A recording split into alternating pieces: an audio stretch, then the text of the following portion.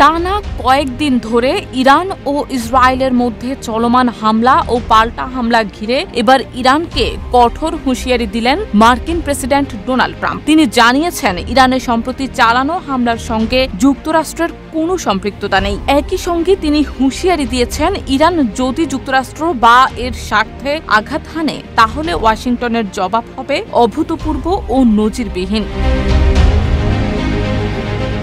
নিজের social media platform truth সোশ্যালে এই মন্তব্য করেছেন ট্রাম্প। এক প্রতিবেদনে এই তথ্য জানিয়েছে আল জাজিরা। ট্রুথ সোশ্যালে ট্রাম্প লেখেন, ইরানের সাম্প্রতিক হামলার সঙ্গে যুক্তরাষ্ট্রের কোনো সংশ্লিষ্টতা নেই, কিন্তু যদি ইরান আমাদের উপর আক্রমণ করে তাহলে আমরা এমন প্রতিশোধ নেব যা আগে কেউ দেখেনি। সিল্কোর সিল্ক অ্যান্ড শাইন, যাতে আছে আর্গান অয়েল ও ওট প্রোটিনের গুডনেস, যা আপনার চুলকে রাখে হেলদি অ্যান্ড শাইনিং। তবে যুদ্ধের সম্ভাবনা নাকচ না করলেও ট্রাম্প কূটনৈতিক সমাধানের পক্ষেও মত দিয়েছেন। তিনি বলেন, চাইলেই আমরা ইরান ও ইসরায়েলের মধ্যে সহজেই একটি চুক্তি করিয়ে এই রক্তক্ষয়ী সংঘাতের অবসান ঘটাতে পারি।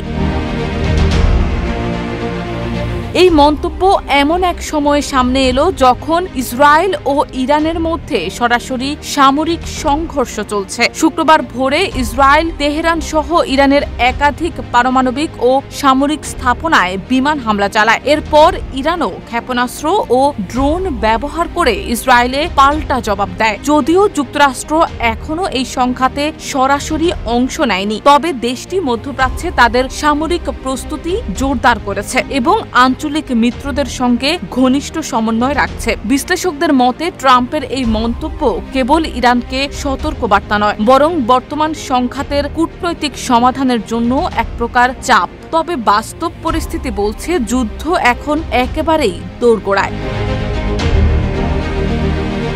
শারমিন নিশু, ঢাকা পোস্ট।